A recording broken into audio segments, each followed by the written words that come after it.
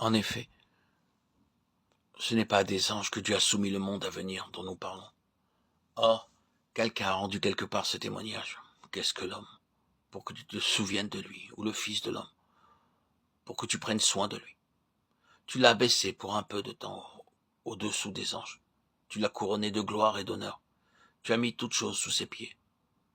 En effet, en lui soumettant toutes choses, Dieu n'a rien laissé qui ne lui soit soumis.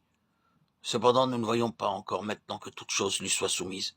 Mais celui qui a été abaissé pour un peu de temps au-dessous des anges, Jésus, nous le voyons couronné de gloire et d'honneur, à cause de la mort qu'il a soufferte. Ainsi, par la grâce de Dieu, il a souffert la mort pour tous. Il convenait en effet que celui pour qui et par qui sont toutes choses et qui voulait conduire à la gloire beaucoup de fils et élever à la perfection par les souffrances le prince de leur salut. Car celui qui sanctifie et ceux qui sont sanctifiés sont tous issus d'un seul. C'est pourquoi il n'a pas honte de les appeler frères. Hébreux 2, 5, 11.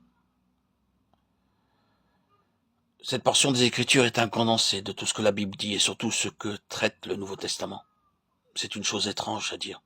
Mais il est vrai qu'à cette heure avancée de la dispensation du Nouveau Testament, notre plus grand besoin en tant que peuple de Dieu, c'est de connaître dans quoi nous sommes entrés, ce que Christ signifie et à quoi nous sommes appelés en tant que peuple du Seigneur.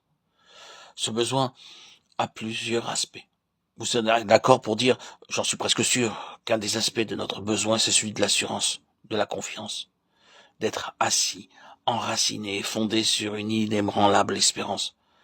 Nous tous, nous avons besoin d'être affermis et établis dans la foi, de telle manière que nous ne soyons pas aussi facilement secoués dans nos esprits, ni vacillants dans notre confiance. Ce besoin est manifeste en nous. Et ce besoin, je pense, va être de plus en plus ressenti à mesure que les choses deviennent de plus en plus difficiles. C'est une nécessité pour le peuple du Seigneur dans ce monde, d'être établi et pleinement assuré.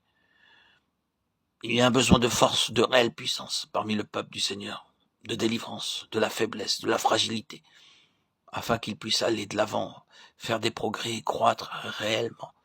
Car là où il y a incertitude ou faiblesse, il y aura lenteur dans la progression et une réelle limitation dans le développement spirituel. De plus, il y a ce grand besoin de comprendre, surtout, de compréhension concernant la manière dont Dieu œuvre et dont Dieu traite son peuple, de savoir pourquoi le Seigneur agit avec eux et avec nous comme il le fait. Il y a ce besoin de saisir la manière de faire du Seigneur et de comprendre les œuvres du Seigneur qui sont si étranges et souvent si difficiles à discerner pour nous. Ce sont des aspects du grand besoin que nous ressentons tous.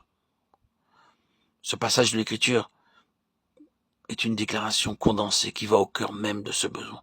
Il nous ramène à l'infinie merveille et au mystère de l'incarnation. L'incarnation est la réponse à tous nos besoins. Si nous pouvions saisir la signification de l'incarnation, Dieu manifesté dans la chair, nous aurions une réponse à toutes nos questions et notre besoin, sous ces diverses formes, serait satisfait.